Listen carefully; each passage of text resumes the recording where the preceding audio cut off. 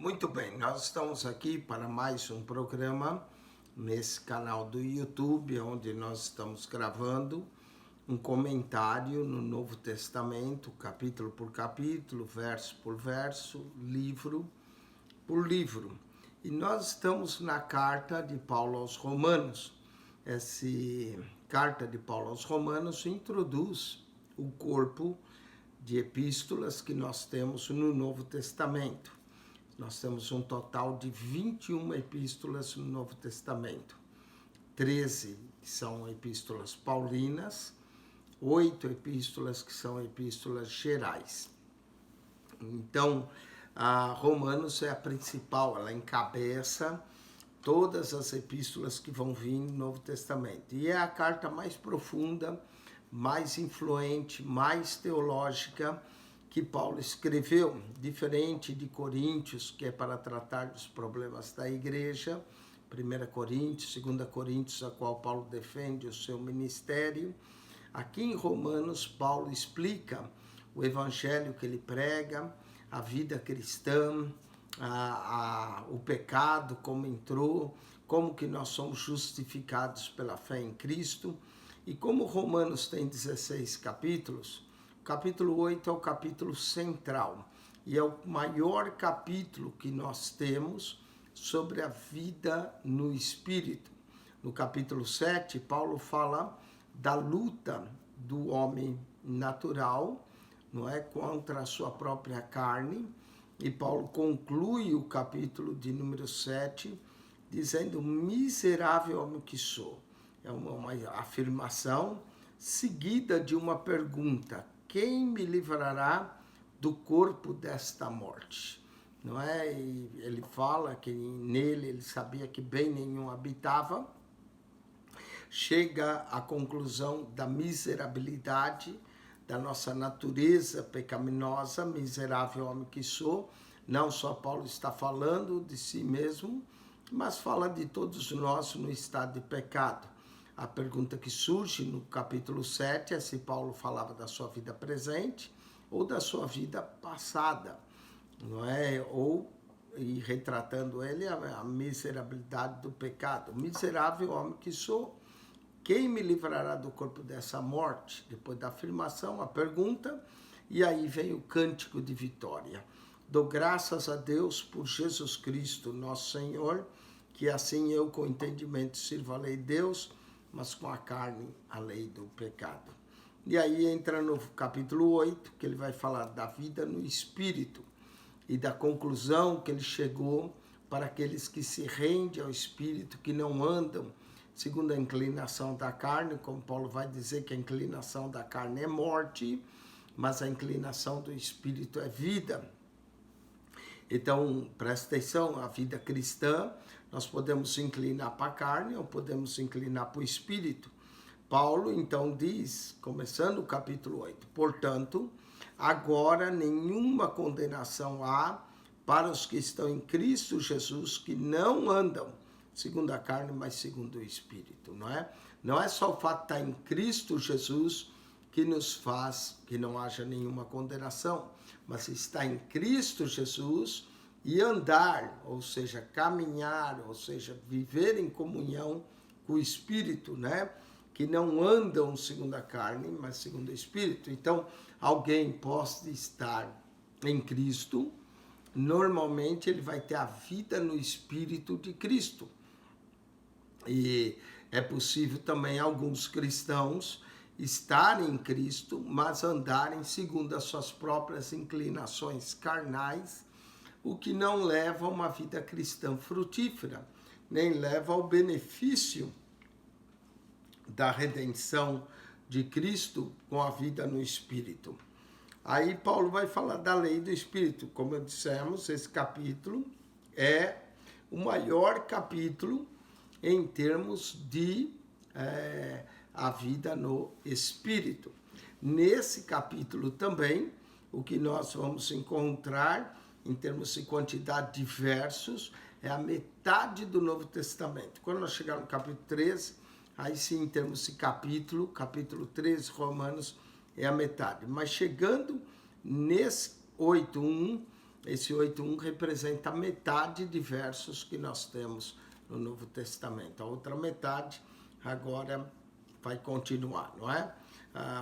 Do Novo Testamento. Porque Paulo diz assim, porque a lei do Espírito de vida em Cristo Jesus me livrou da lei do pecado e da morte. Então, o grande benefício de estar em Cristo, o grande benefício de salvação que Cristo trouxe para nós, é a lei do Espírito de vida. É o Espírito habitando no crente. Esse Espírito, quando habita, traz a vida de Cristo e livra da lei do pecado e da morte, da lei mosaica. A graça de Deus em nós é superior à lei. Paulo já tinha dito isso. Verso de número 3, ele vai mostrar isso. Porquanto que era impossível a lei não conseguiu, visto como estava enferma pela carne, não é? Então, o problema da lei não é que a lei é ruim, a lei é boa, pura, santa, como Paulo diz no capítulo 7. Mas o problema está em mim, pecador, a minha carne. Quando ouve, não cobiçarás, eu desejo que não é o que eu não deveria desejar. Então, me livrou da lei do pecado e da morte. Então, a lei mosaica entrou e trouxe o pecado e trouxe a morte como consequência. Mas a lei do Espírito da vida em Cristo Jesus, a vida espiritual em Cristo, é que me livra da lei da morte. A lei estava enferma, como Paulo diz, né? Visto que estava enfermo pela carne, porquanto que era impossível a lei, visto como estava enferma pela carne, Deus enviou o seu Filho em semelhança da carne, do pecado, pelo pecado e condenou o pecado na cruz. Cristo, ao ir para aquela cruz, ali ele condenou o pecado na cruz. Cristo pagou o nosso preço. E agora nós podemos ter uma vida de justiça em Cristo, dando lugar ao Espírito de Deus em nós, para que a justiça da lei se cumprisse em nós, que não andamos segundo a carne, mas segundo o Espírito. Mesmo tudo aquilo que Cristo fez, fica também a minha disponibilidade para cooperar com a graça de Deus, me submetendo os meus membros e vivendo pela lei do Espírito na fé em Cristo Jesus.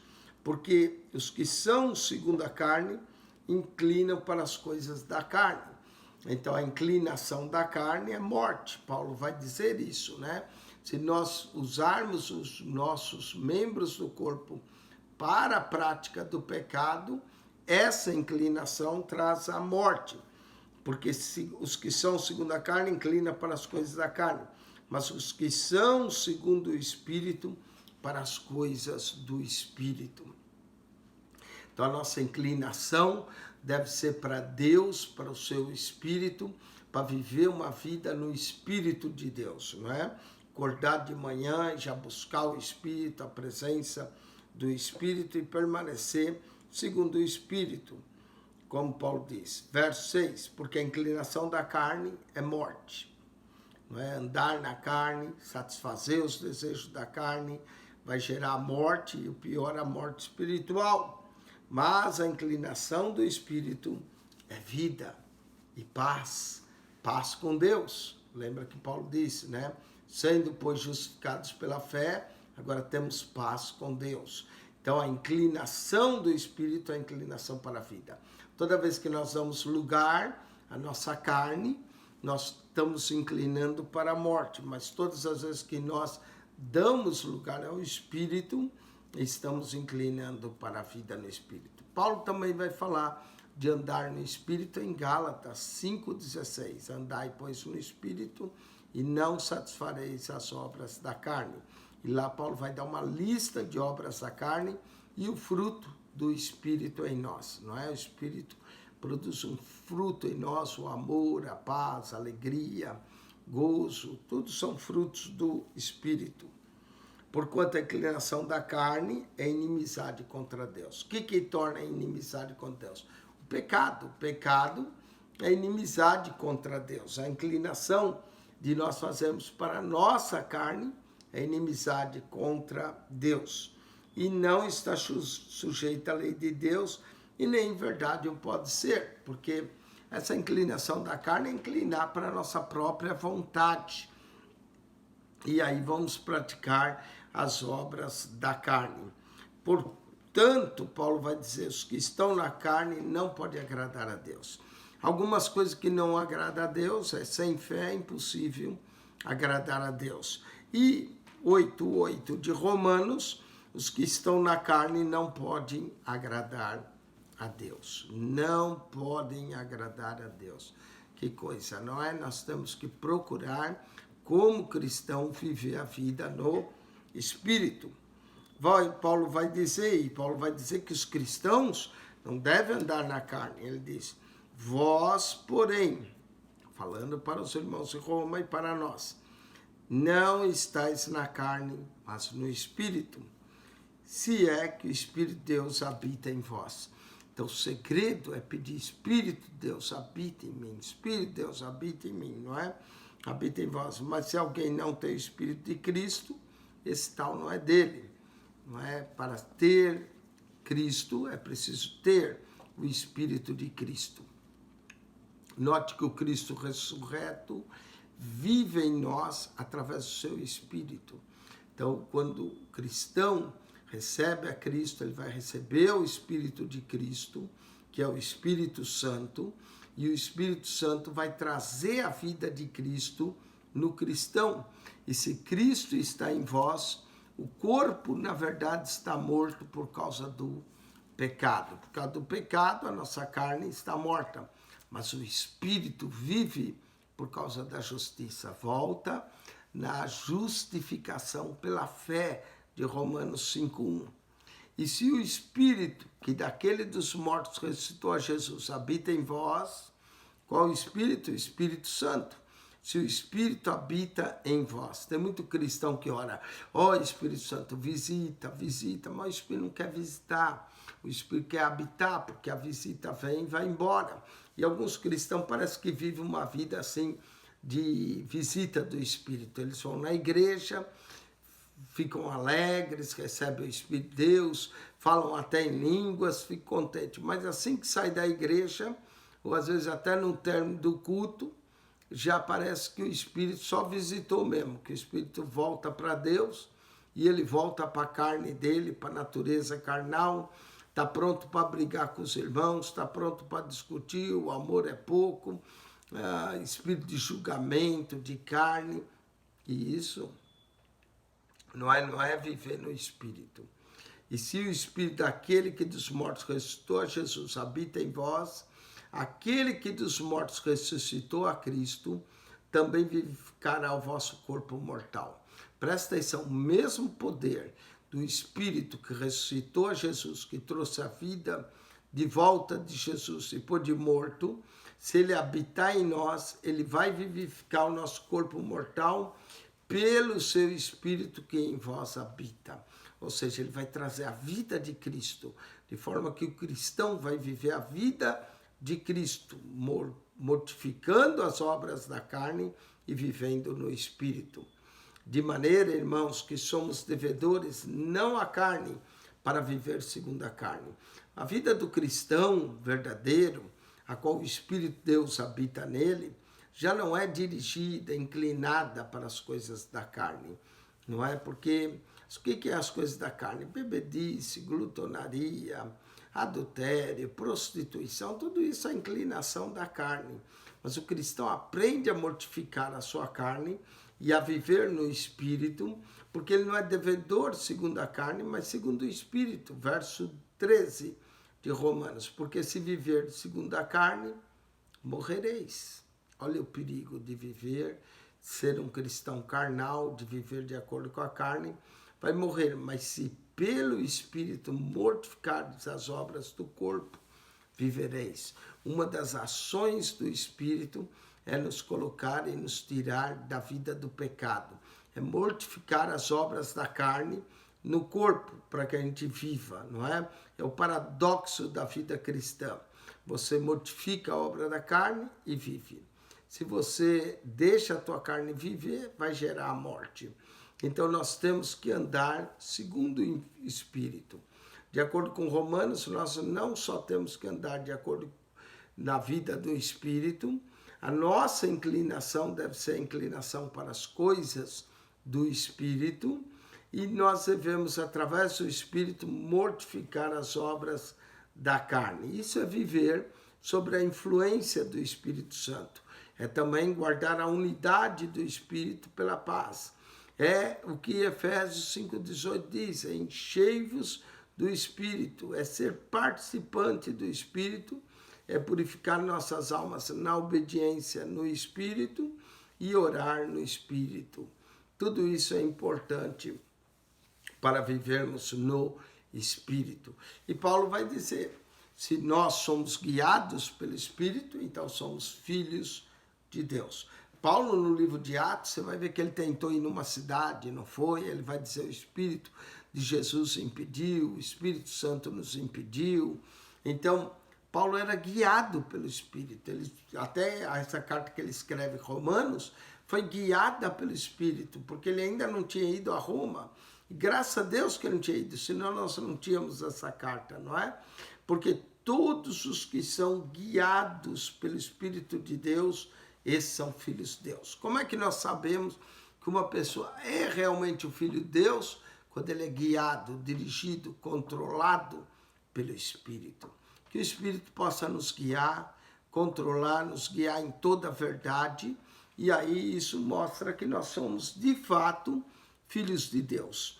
Verso 15, Romanos 8,15. Porque não recebestes o espírito da escravidão. O espírito da escravidão é o espírito do pecado, que escraviza o homem, que torna o homem, como Paulo diz, miserável homem que sou. Eu sei que no meu corpo não habita bem algum. Então, muita gente é escrava da sua carne, escrava do seu pecado. Tem gente que é escravo do fumo, tem gente que é escravo da bebida, tem gente que é escravo do sexo, mas se torna escravo porque ele anda segundo a carne e não segundo o Espírito. Não é? Mas nós não recebemos espírito de escravidão para outra vez estardes em temor, mas recebestes o espírito de adoção de filhos. Fomos adotados na família de Deus, somos agora filhos de Deus, recebemos o espírito de adoção de filhos, pelo qual chamamos Abba Pai. Abba Pai quer dizer pai e pai, ou seja, papai. Nós podemos ter uma comunhão tão íntima com Deus, pela vida no Espírito, que podemos ser guiados, dirigidos, controlados pelo Espírito e pelo Espírito de adoção que recebemos. E olha, Romanos nós vamos ter a doutrina da justificação, capítulo 5. Capítulo 6, a doutrina da regeneração. Capítulo 7, não é? A doutrina da nossa natureza pecaminosa. Capítulo 8, a doutrina da adoção. E são pontos importantes, junto com a adoção, também a doutrina da santificação. São os pontos importantes para o processo da salvação. Justificação, regeneração, adoção, santificação. Então, não recebesses o espírito não recebemos o espírito da escravidão, mas recebemos o espírito de adoção. Espírito de escravidão, pecado. Espírito de adoção, filho de Deus. Espírito da escravidão, filho do diabo. Espírito de adoção, filho de Deus. Pelo qual chamamos Abba Pai, que quer dizer papai, papai. E a oração do Pai Nosso que Jesus ensinou. Pai Nosso que estás no céu, santificado seja o teu nome. E o mesmo Espírito vai testificar com o nosso Espírito. Aqui o Espírito está na letra maiúscula, que é o Espírito de Deus. Testifica o nosso Espírito, letra minúscula. Toda vez que na Bíblia aparece Espírito com letra maiúscula, se refere ao Espírito Santo, Espírito de Deus. Toda vez que na Bíblia aparece Espírito com letra minúscula, se refere ao espírito humano. As coisas de Deus se discernem espiritualmente. É através do Espírito. O Espírito de Deus comunica com o Espírito do homem, reviva o Espírito do homem. E aí, se o homem se deixa levar na vida do Espírito de Deus, controlando o seu espírito, ele será um homem espiritual. Já aqueles que não dão lugar ao espírito, que inclinam para a carne, e a inclinação da carne é morte, morte espiritual, é por isso que ele não tem vida com Deus, porque ele se inclina para a carne. Então nós vamos ter o homem espiritual, cuja inclinação é para o espírito, e o homem carnal, cuja inclinação é para a vida do pecado. Não é? Mas o mesmo espírito testifica com o nosso espírito que somos filhos de Deus. Como é que eu sei que eu sou filho de Deus? O Espírito de Deus testifica. Se você não tem o testemunho do Espírito de Deus, é possível que você ainda não é filho de Deus. Mas se você dá lugar ao Espírito de Deus, para ele que testifica o seu Espírito, se você recebeu o Espírito de adoção, então você é filho e filha de Deus. E se somos filhos, agora vem a bênção da herança. E se somos filhos, logo herdeiros. Somos herdeiros de Deus. A herança vai do pai para o filho. Eu tenho 2 filhas. Quando eu morrer, quem vai herdar o que eu tenho, até as minhas dívidas, é as minhas filhas. O filho do vizinho não vai herdar nada, porque não é meu filho. Mas as minhas filhas herdarão. Se nós somos filhos de Deus, nós vamos herdar as coisas de Deus. O que é de Deus? Os céus, as mansões celestiais. Nós somos herdeiros dessas coisas. E Paulo usa 2 palavras, herdeiros de Deus e co-herdeiros de Cristo. Co-herdeiros quer dizer, herdamos juntamente com Cristo. O que Cristo herdou? O trono do Pai, a presença do Pai, a glória do Pai. Se nós somos co-herdeiros com Cristo, nós vamos herdar juntamente com Cristo todas as coisas. E por isso que Paulo disse, é certo que com ele padecemos, para que também com ele sejamos glorificados. Agora Paulo fala da glorificação. Que interessante essa carta de Romanos. Nós temos os 5 estágios da salvação humana. Quais são os 5 estágios de salvação humana? Justificação, Romanos 5. Regeneração, Romanos 6. Não é? Adoção, Romanos 8. Santificação, que é a vida no Espírito, Romanos 8. E glorificação, se com ele padecemos, com ele sejamos glorificados. 5 estágios de salvação é justificação, regeneração, adoção, santificação, glorificação. Se com ele padecemos, também com ele seremos glorificados. Vamos para as primícias do Espírito, a intercessão do Espírito e a eleição do Espírito. Diz aqui, porque para mim tenho por certo que as aflições desse tempo presente não são para se comparar com a glória em que nós há de ser revelada. Tempo presente, aflição, glória futura que há de ser revelada. Presta atenção nisso aqui, é muito importante. Muita gente diz que céu, inferno, algumas pessoas dizem céu e inferno é aqui mesmo. E está certa essa frase. Não é que a Bíblia diz que céu e inferno é aqui. Também tem o inferno. Mas por que essa frase está certa? Céu e inferno é aqui. Porque presta atenção. Se você estiver indo para a glória eterna, se você vai gozar todas as delícias da eternidade, herdeiro de Deus, co-herdeiro com Cristo, não é? Se você, as aflições desse tempo presente, não é para comparar com a glória que nós vamos ter no futuro. Então veja bem, você é herdeiro de Deus, co-herdeiro com Cristo, você vai herdar o céu, a vida eterna, a glória eterna, a bênção de estar com Deus. Qual é o único inferno então que você passa? É aqui. As aflições presentes é o único inferno. Então, para o cristão que está indo para a glória de Deus, para o céu, o único inferno que ele prova é na terra. Agora, para a pessoa que também está indo para o inferno, porque há o inferno, o lago de fogo, o único céu que essa pessoa aproveita é aqui. Então, aproveite bastante. Se você está indo para o inferno, esse será o teu céu, não é? Mas se você está indo para o céu, esse será o único inferno que você passa. Espero que você tenha entendido, né? que é o verso 18. Tenho por certo para mim que as aflições desse tempo presente não são para se comparar com a glória que nos há de ser revelada.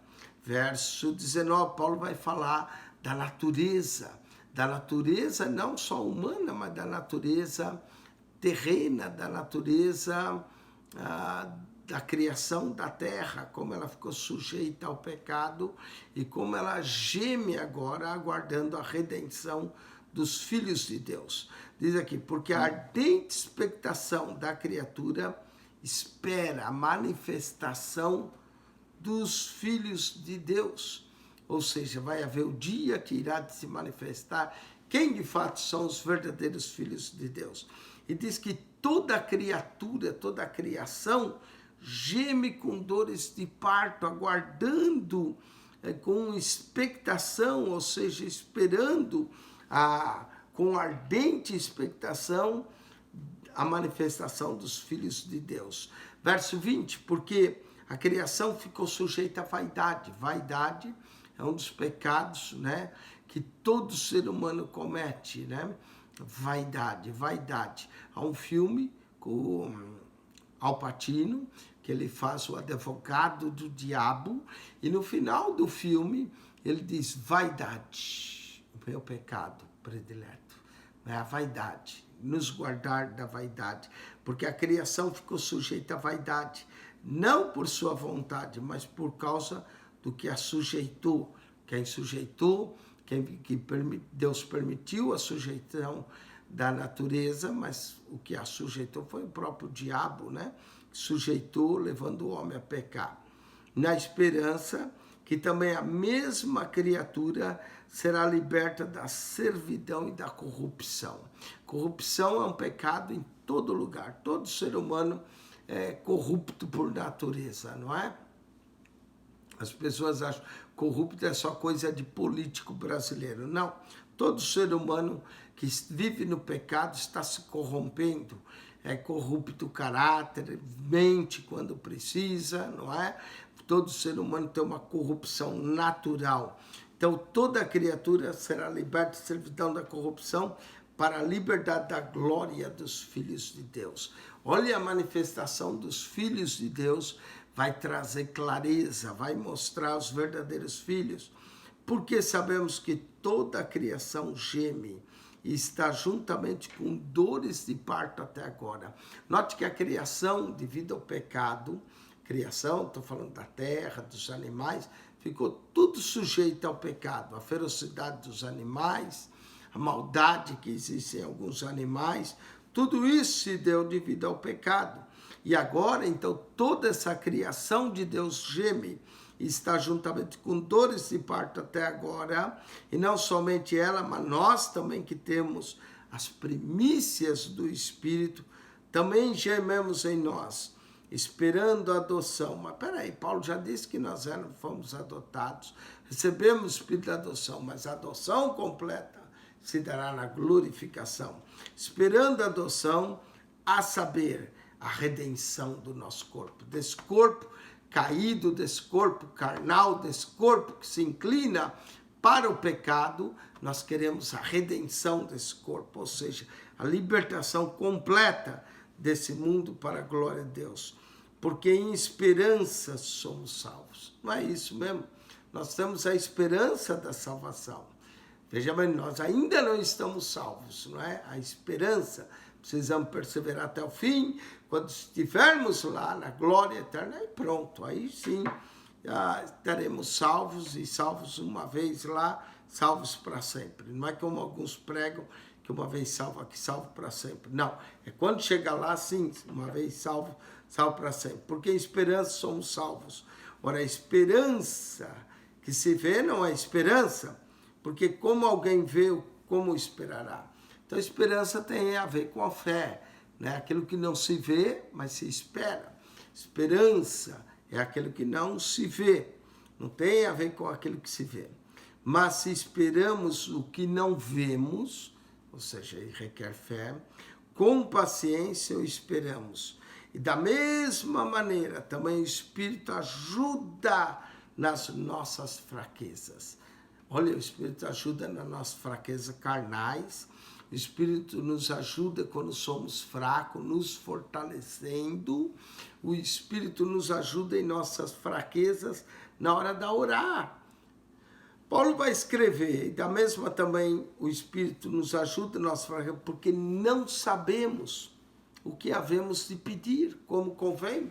Como é que nós vamos saber o que agrada a Deus, o que nós temos que pedir? Podemos pedir muita coisa, mas Tiago diz na sua carta, pedis e não recebeis, porque pedis mal, pedis para gastar nos vossos deleites. Deus não vai dar coisa para nós para agradar a nossa carne, Deus vai dar coisas para nós no Espírito, e para que nós oremos certamente, sem medo de errar. Quando oramos, devemos orar no Espírito, devemos inclinar para as coisas do Espírito, porque não sabemos, como Paulo diz, o que havemos de pedir, como convém, mas o Espírito intercede por nós com gemidos inexprimíveis. É o Espírito de Deus que nos leva a orar corretamente, até com gemidos inexprimíveis, gemidos que não entendemos, mas se oramos no Espírito, buscamos a vontade de Deus. O Espírito Santo, ele nos chama, o Espírito Santo nos dirige, nos guia, intercede em nós e nos santifica. E aquele que examina os corações sabe qual é a intenção do Espírito. Deus examina o coração do homem. Deus analisa, Deus sonda o coração do homem e sabe as intenções do coração e sabe qual é a intenção também do Espírito. E é ele que, segundo Deus, intercede pelos santos. Não é? O Espírito de Deus intercede com gemidos inexprimíveis. Presta atenção. Oração é falar ao Pai em nome de Jesus, através da intercessão do Espírito Santo. O Espírito sabe o que pedir, nós não sabemos. Por isso, quando a gente vai orar, e orar é uma atividade espiritual, é orar de acordo com o Espírito de Deus, pedindo aquilo que Deus quer para nós. E se não conseguimos nem colocar em palavras, é nessa hora que o Espírito vem até com gemidos, que a gente não entende, não é? Mas esses gemidos buscam a vontade de Deus e intercede pelos santos. E é isso, Paulo dizendo tudo isso, ele diz, e sabemos que todas as coisas boas, ruins, coisas não tão agradáveis, coisas problemáticas que acontecem, sabemos que todas as coisas contribuem juntamente. Então, é um conjunto de coisas que contribuem juntamente, não é, para o bem daqueles que amam a Deus. Quando nós somos filhos de Deus, amamos a Deus, tudo que acontece contribui juntamente para o bem daqueles que amam a Deus, daqueles que são chamados por seu decreto. Nós somos chamados para a salvação. O decreto de Deus salvar o homem nos chamou, porque o que dantes conheceu também os predestinou. A palavra predestinação aparece aqui. Muita gente acha que predestinação, Deus já escolheu quem vai ser salvo, quem vai se perder. Essa é a doutrina da predestinação. Muita gente acha que é ensinada claramente aqui, mas predestinação significa o seguinte, que Deus já predeterminou o destino da alma da pessoa. Para aqueles que aceitam a Cristo, estão predestinados para ir para a glória eterna. E aqueles que rejeitam a Cristo, já está predestinado para ir para a perdição. É a mesma coisa, eu estou saindo de São Francisco e eu pego um voo a Los Angeles, então eu vou para o sul, não é? Já está predestinado. O avião não vai para o norte se ele vai para Los Angeles, São Francisco. Los Angeles fica ao sul. Mas se eu pegar um avião para Seattle, que fica ao norte, no estado de Washington, o avião irá para o norte. Então, esses dois aviões saem do mesmo aeroporto, São Francisco, mas com destinos completamente diferentes. Um para Los Angeles, outro para Seattle. Olha o destino, totalmente diferente. Assim é a vida cristã. Aqueles que vivem em Cristo, aqueles que aceitam a Cristo, inclina, já estão predestinados para ir para a glória eterna e outros predestinados para ir para outro lugar. Não é? Mas aqui não é bem predestinação para a salvação. Porque predestino quer dizer pré-destino, destino anterior, destino primeiro. Mas a predestinação aqui, se muita gente confunde isso e lê esse verso errado, pensa que é a predestinação para a salvação. A predestinação aqui, dita no verso 29, eu vou ler, você vai ver que não tem a ver com salvação, tem a ver com vivermos com a imagem de Jesus. Ou vivermos de forma semelhante a Jesus. Porque os que antes conheceu também os predestinou para serem conformes à imagem de seu Filho. Entendeu qual é a predestinação aqui? Não é predestinação diretamente para a salvação, mas é predestinação para sermos conforme a imagem de seu Filho. Ou seja, para o cristão que aceita Jesus, ele está predestinado a viver uma vida de acordo com a imagem de Jesus. Ou seja, nós somos os representantes de Jesus na terra. Não só é o Papa de Roma, que muita gente diz que é o representante de Cristo. Todo cristão é a imagem de Jesus. É um representante de Jesus na terra, se ele viver no Espírito.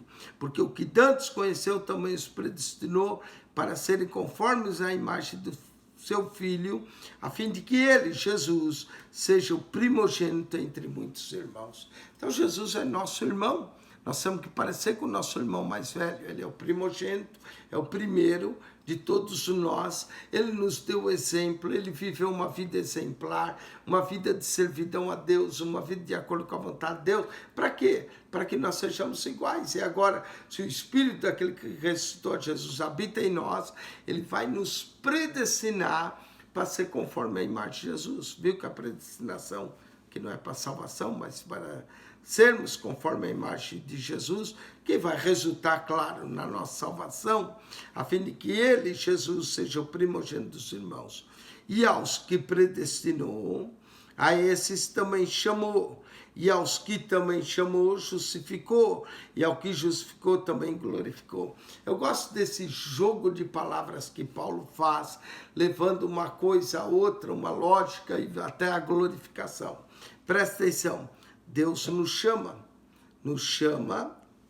a predestinação agora aqui tem a ver sim com a salvação, no verso 30. No verso 29 é a predestinação conforme a imagem de Jesus. Mas aqui a predestinação tem a ver com Deus chamando para a salvação. A quem Deus chama, Deus justifica. A quem ele justifica, ele também glorifica.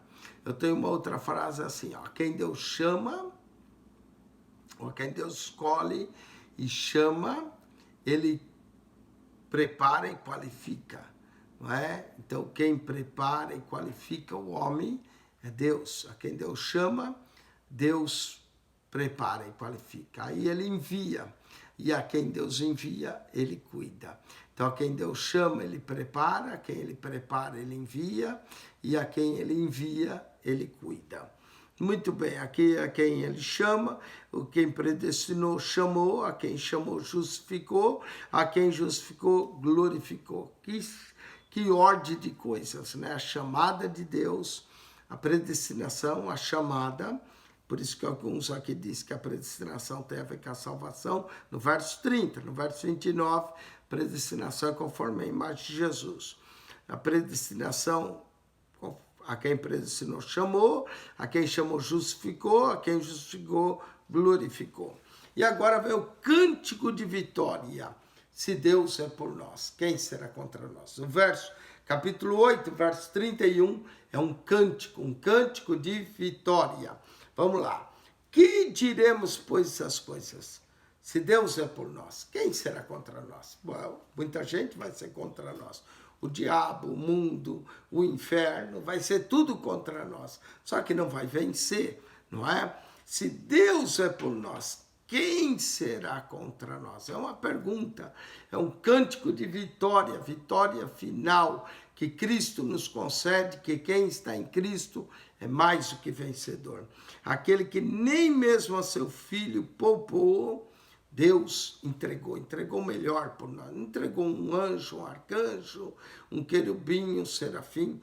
Deus entregou o seu filho, a quem nem mesmo seu próprio filho poupou, antes o entregou por nós. Se Deus nos deu o seu filho, olha a conclusão de Paulo, como nos não dará com ele todas as coisas? Todas as coisas não pertencem a Jesus, eis que tudo é dele, tudo foi criado por ele, para ele, não é? Para a glória dele. Já que nós, agora, temos Deus do nosso lado, Deus que não poupou nem o seu filho, entregou ele, antes entregou por todos nós, como não nos dará com ele todas as coisas? Então nós somos herdeiros, cordeiros, com Cristo vamos receber tudo. Aí Paulo continua o desafio do cântico da vitória final. Quem tentará acusação contra o escolhido de Deus? Quem nos acusa é o diabo, né? Ele intenta acusação, é o grande acusador. Mas ele diz, quem tenta? Não adianta acusar, é Deus quem justifica. Então o diabo pode acusar você do que ele quiser. Se Deus se justifica, acabou. A maior bênção é a justificação de Deus. É Deus nos considerar justo. Quem tentará acusação contra o escolhido de Deus? É Deus quem justifica. Acusa, o diabo acusa, mas se Deus justifica, o diabo não tem mais acusação nenhuma. Quem os condenará? Pronto, já foi justificado, não há condenação, que é o que o Paulo diz em Romanos 8:1. Agora nenhuma condenação há para aqueles que estão em Cristo Jesus. Quem os condenará? Pois Cristo é quem morreu, ou quem antes ressuscitou dos mortos, o qual está à direita de Deus e também intercede por nós. Isso aqui o livro de Hebreus vai falar com clareza, que Jesus vive para interceder por nós. Paulo já tinha concluído isso no Romanos 8:34. Quem os condenará? Pois é Cristo quem morreu. Cristo morreu por quê? Pelos nossos pecados. Cristo morreu por quê? Para nos justificar. Cristo é a justiça de Deus. O livro Romanos é o evangelho da justiça de Deus. O antes, quem ressuscitou dentre os mortos, ele não só ressuscitou, ele subiu ao céu, assentou-se à direita de Deus e vive para interceder por nós. Quem intercede por nós agora e na hora da nossa morte é Jesus, que está à direita de Deus e vive para interceder por nós. Já que ele vive para interceder, nos justifica pela fé nele, no amado. Paulo então conclui. Quem nos separará do amor de Cristo? Quem é que pode separar? O diabo? Não. O mundo? Não. A carne? Também não. Nada pode nos separar. Ele vai dar uma lista de coisas. Quem nos separará do amor de Cristo? A tribulação. Está atribulado? Vai se separar? Não. Angústia? Também não. Perseguição? Muito menos. Fome? Tá bem. Vou aproveitar para jejuar. Nudez? Não tem roupa? Não tem problema, não. O Senhor toma conta de ti. Perigo? Perigo? Paulo passou muitos, não é? Será que o perigo, está perigoso agora, vai me separar do amor de Deus? Não. Espada? Também não. Então, quem nos separará? Nada pode separar. Tristeza não pode, angústia não pode, cristão passa tristeza, cristão passa angústia, tribulação, a tribulação, angústia, perseguição, meu Deus, como a gente é perseguido. Fome? Não tem problema. Não come hoje, quem sabe amanhã Deus provê. Nudez, não tem do que se cobrir, se vestir, Deus vai prover. Perigo ou espada, nada disso pode nos separar. Paulo diz, como está escrito. Como está escrito? Está escrito onde? Em Isaías. Por amor de ti somos entregues à morte todo dia, não é? Fomos entregues à morte todo dia, né? Salmo 44, verso 22, também fala isso. Por amor de ti somos entregues e fomos reputados como ovelhas para o matador. E agora é Isaías 53, né? A ovelha para o matador. Então presta atenção. Como está escrito, por amor de ti somos entregues à morte todo dia. Na época de Paulo era todo dia mesmo, né? Todo dia o cristão deve estar pronto, se ele for morrer, ser entregue à morte. Fomos reputados como ovelhas para o matador. A rejeição do mundo pela fé cristã, e os cristãos se tornam como ovelhas que vão para o matadouro. Principalmente na época de Paulo, muitos iam mesmo para o matadouro, davam a sua vida por amor a Cristo. Mas aí Paulo diz, mas em todas essas coisas somos mais do que vencedores por aquele que nos amou. Nós não somos apenas vencedores, nós somos mais do que vencedores por aquele que nos amou, mais do que vencedor. Deixa eu explicar o que é mais do que vencedor com uma ilustração para você. Quando Mike Tyson, grande pugilista dos anos 80, que derrubava muita gente no primeiro e segundo round, Mike Tyson foi famoso, dominou os ringues por um espaço de quase 10 anos, de 80 a 90. Ninguém derrubava Mike Tyson. Mas Mike Tyson casou e, infelizmente, começou a ter problemas com a esposa. Não é? Isso atrapalhou um pouco seu treinamento, suas lutas. E aí Evandro Holyfield se preparou para vencer Mike Tyson. Presta atenção, os dois foram para o ringue. Não é? Para aquela luta, o perdedor levaria 3,5 milhões de dólares e o ganhador 7 milhões. Então Evandro Holyfield começou a lutar com Mike Tyson. Mike Tyson percebeu que não estava preparado para a luta. Numa das vezes que eles se chocaram, ele mordeu um pedaço da orelha de Evandro Holyfield, esse pedaço molinho, e com os dentes arrancou. O juiz o repreendeu. A luta continuou. Novamente Mike Tyson encosta na outra orelha e aí arranca um pedaço maior ainda, não é? Da orelha. E coitado do Evandro Holyfield, perdeu um pedaço dessa, perdeu um pedaço da outra. Mike Tyson foi desclassificado, ele perdeu. Evandro Holyfield venceu. Ganhou 7 milhões de dólares na década de 80, muito dinheiro. Ganhou 7 milhões de dólares por aquela luta, mas ficou sem um pedaço da orelha, sem outro. Evandro Holyfield foi um vencedor. Mas a mulher do Evandro Holyfield foi mais do que vencedora. Por quê? Ela não ficou sem a orelha, ela não levou socos do Mike Tyson, ela não sofreu no ringue contra Mike Tyson, nada disso. Nada disso. E ela gozou dos 7 milhões de dólares da recompensa. Presta atenção. Jesus foi vencedor. Jesus venceu o mundo, Jesus venceu Satanás, Jesus venceu o pecado, venceu o inferno, não é? Jesus venceu a morte, Jesus foi vencedor. Foi vencedor, mas para vencer, Jesus teve as mãos furadas, os pés furados, uma coroa de espinho, assim como Evandro Holyfield teve os pedaços da orelha para poder vencer, teve os pedaços da orelha comido para poder vencer. Cristo recebeu coroa de espinhos, Cristo foi para a cruz, Cristo morreu, Cristo foi vencedor. Ele mesmo disse, eu venci o mundo, não é? Ele venceu.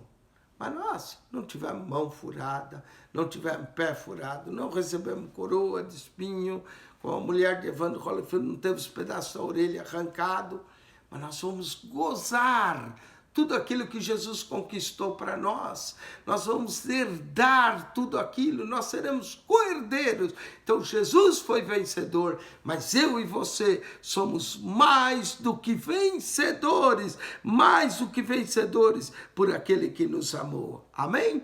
Porque eu estou certo, Paulo diz, que nem a morte pode nos separar dele, nem a vida, nem os anjos, nem os principados, nem as potestades, aquelas potestades da maldade que nós temos que lutar, nem o presente, nem o porvir, nem a altura, nem a profundidade, nem alguma outra criatura nos poderá separar do amor de Deus que está em Cristo Jesus, nosso Senhor.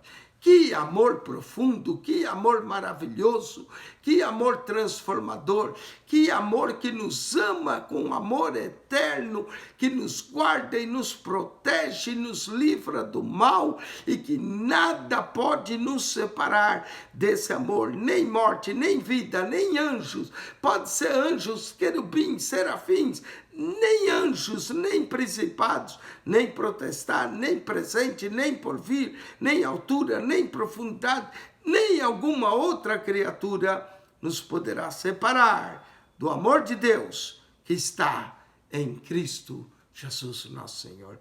Meu amigo, se isso não é um canto de vitória, se isso não é um canto de maravilha, eu não sei o que é isso. Só pode ser um canto de vitória. Deus é por nós. Deus nos amou. Nada nos separa do amor de Deus. Somos mais do que vencedores. Que capítulo tremendo. Que capítulo áureo. Não é à toa que ele se encontra no meio dessa carta. Romanos 8:1 é o meio do Novo Testamento. 8:2 já é a outra metade. Que maravilha de capítulo. Que capítulo maravilhoso, que grandeza, que coisa tremenda. Com isso, nós terminamos o capítulo 8. Agora, capítulo 9, 10 e 11, Paulo vai falar da sua tristeza por Israel, do plano de Deus ainda para com Israel. Mas aqui, praticamente, a carta termina com esse cântico maravilhoso de vitória. Capítulo 11, nós vamos ter outro cântico também tremendo de Paulo. Mas que cântico de vitória grandiosa. Se Deus é por nós, quem será contra nós? Amigo, se você tem Deus ao seu lado, você tem tudo. Agora, quem não tem Deus, pode ter dinheiro, pode ter fama, pode ter carros, casas, pode ter o que tiver, pode ter até várias mulheres, não tem nada. Mas se você tem Deus do seu lado, você tem tudo. Que Deus te abençoe. Quem esteve convosco, pastor Eugênio Piacentini. Que a graça de nosso Senhor Jesus, o amor de Deus, nosso Pai, e a comunhão do Espírito Santo seja com todos vós. Assista os nossos demais programas, assista o próximo, Romanos 9. Que Deus te abençoe ricamente em Cristo Jesus. Amém.